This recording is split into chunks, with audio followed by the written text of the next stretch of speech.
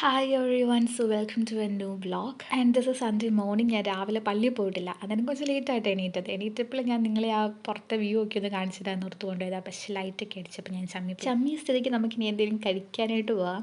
ഇന്ന് രാവിലെ ഇലയുടെ ആയിരുന്നു കേട്ടോ കഴിക്കാനായിട്ട്. പിന്നെ പുഴുങ്ങിയൊരു ഏത്തക്കയും കാപ്പിയൊക്കെ ഉണ്ടായിരുന്നു. മമ്മി സാധാരണ പള്ളിയിൽ പോകുന്ന ദിവസമൊക്കെ ഇതുപോലത്തെ എന്തെങ്കിലുമൊക്കെ ഉണ്ടാക്കാറുള്ളൂ ഈസി ആയിട്ട്.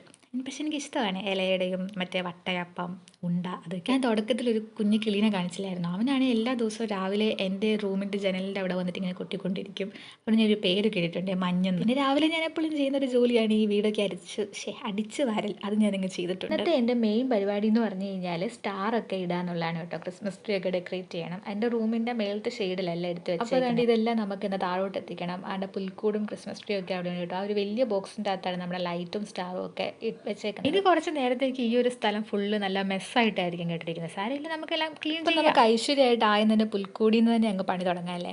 ഒരു വെള്ള കളർ പുൽക്കൂടാണ് ഇത്. നമ്മൾ കോട്ടയം നാഗമ്പടം പള്ളിയിൽ നിന്ന് വാങ്ങിച്ചതാണ് ഒരു 3 വർഷം മുമ്പ്. അന്നേരം ഇതിന് 200-800 രൂപ എന്തോ. ഈ ഒരു പുൽക്കൂട് ഉണ്ടാക്കുന്നതിന് തൊട്ട് മുമ്പത്തെ വർഷം വരെ ഞാനും എൻ്റെ അനിയനും വീട്ടിൽ തന്നെ നമ്മുടെ കലാവിധത്തിനനുസരിച്ചിട്ട് പുൽക്കൂടൊക്കെ അങ്ങ് സെറ്റ് ചെയ്യുമായിരുന്നു.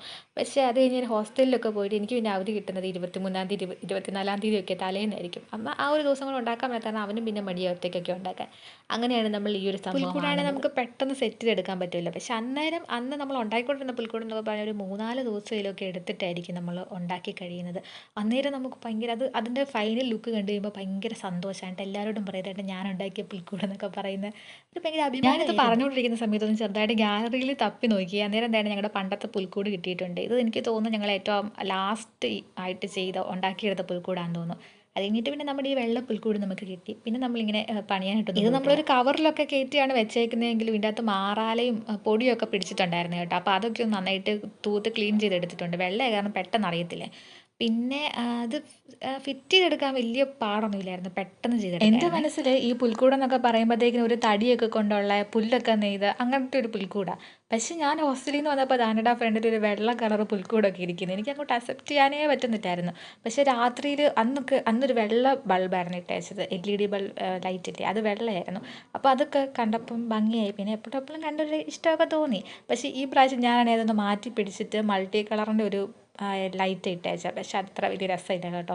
ഫൈനലി ഞാൻ ലാസ്റ്റ് പുൽക്കൂട് മാറ്റി വെച്ചിട്ട് ട്രീയിലോട്ട് കിടക്കാം. ഞാൻ ഈ എന്തോ കളഞ്ഞത് പോയ പോലെ അന്വേഷിക്കുന്നത് ഈ ട്രീയുടെ താഴെയുള്ള സ്ക്രൂ കാണുന്നില്ല. പിന്നെ നമ്മൾ വേറെ ഏതോ സ്ക്രൂ ഒക്കെ വെച്ചിട്ടാണ് അഡ്ജസ്റ്റ് ചെയ്ത്. ഞാൻ ലൈറ്റാണ് കേട്ടോ ട്രീയിലോട്ട് ഇടുന്നത്. ഞാൻ ഒരു വെള്ള ലൈറ്റും നീല ലൈറ്റുമാണ്. ഈ വെള്ള ലൈറ്റ് ഞാൻ പറഞ്ഞില്ലേ കഴിഞ്ഞ വർഷമൊക്കെ നമ്മൾ പുൽക്കൂട്ടിൽ ഇട്ടുകൊണ്ടിരുന്നതാണ്.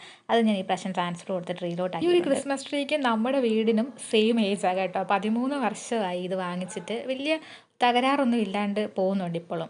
മണർകാട് ഒരു കടയിൽ നിന്നാണ് കേട്ടോ. പണ്ടത്തെ വീടായിരുന്നപ്പം വീടിൻ്റെ തൊട്ട് ഫ്രണ്ടിൽ ഒരു മരം ഉണ്ടായിരുന്നു. ആ മരമായിരുന്നു നമ്മൾ ക്രിസ്മസ് ട്രീ ആയിട്ട് അലങ്കരിച്ചുകൊണ്ടിരുന്നത് കേട്ടോ. എന്ന് വെച്ചാൽ ഇപ്പോഴത്തെ നമ്മുടെ വീടിൻ്റെ സിറ്റ് ഔട്ട് അവിടെ ആയിട്ടായിരുന്നു ആ മരം നിന്നു. ആ മരത്തെ തന്നെയായിരുന്നു സ്റ്റാറും തോരണങ്ങളും ബലൂണും എല്ലാം തൂക്കിക്കൊണ്ടിരുന്ന ആ മരത്തെ തന്നെയായിരുന്നു കേട്ടോ. അന്നൊക്കെ ഒരുപാട് ടൈപ്പ് ബലൂൺസ് ഉണ്ടായിരുന്നു. അനായിരുന്നു പാമ്പ് ബലൂൺ എന്നൊക്കെ പറഞ്ഞിട്ടൊരു ബലൂണൊക്കെ ഉണ്ടായിരുന്നു. പക്ഷെ ഇപ്പം ബലൂണിനോടൊന്നും വലിയ ക്രൈസ്. വീട് പണിയുടെ സമയത്ത് ആ മരമൊക്കെ വെട്ടിക്കളഞ്ഞു. പക്ഷെ അങ്ങനത്തെ ഒരു മരം നമ്മുടെ വീടിൻ്റെ ഫ്രണ്ടിൽ ഇപ്പം വളർന്നു വന്നിട്ടുണ്ട്. അതിൻ്റെ പേരൊന്നും എനിക്കറിയത്തില്ല. ഒരു പച്ചയിൽ യെല്ലോ കളർ സ്പോട്ടൊക്കെ ഉള്ള ഒരു മരം. അപ്പോൾ കഥ പറഞ്ഞ് നമ്മുടെ ക്രിസ്മസ് ട്രീ ഇവിടെ സെറ്റായിട്ടുണ്ട്. പിന്നെ ഉച്ചക്കത്തെ ഫുഡൊക്കെ കഴിച്ച് ഈവനിങ് ഒക്കെ ആയപ്പോഴത്തേക്കിനുമാണ് സ്റ്റാറൊക്കെ ഇട്ടത്. അത് അച്ചാച്ചനാണ് ഇട്ടത്. അതിൻ്റെ ഒരു വീഡിയോ ഞാൻ എടുത്തില്ല. നമ്മുടെ കംപ്ലീറ്റ് ലുക്കൊന്നും ആയിട്ടില്ല. ഇനി നമുക്ക് ആ വാളിലൊക്കെ ഒരു ലൈറ്റ് പിടിപ്പിക്കാനുണ്ട്. പിന്നെ പുതിയൊരു സ്റ്റാർ വാങ്ങണമെന്നുണ്ട്. അത് നമുക്ക് പള്ളിയിൽ പോകുമ്പോൾ ഒരെണ്ണം വാങ്ങണം. അങ്ങനെ കുറച്ച് പരിപാടികൾ ചെയ്യാം. സത്യം പറഞ്ഞു കഴിഞ്ഞാൽ പുൽക്കൂടൊന്നും നമ്മൾ ഇപ്പോഴേ വെക്കാറില്ല. ഒരു 15-ാം തീയതി കഴിഞ്ഞേ വെക്കാറുള്ളൂ. പക്ഷേ ഇപ്രാവശ്യം വീഡിയോ എടുക്കുന്നവരെ ഞാനങ്ങ് വെച്ചെന്നേ ഉള്ളൂ. എൻ്റെ പുൽക്കൂടിൻ്റെ അകത്ത് ഫുള്ള് മാലാഖമാരാണ് കേട്ടോ.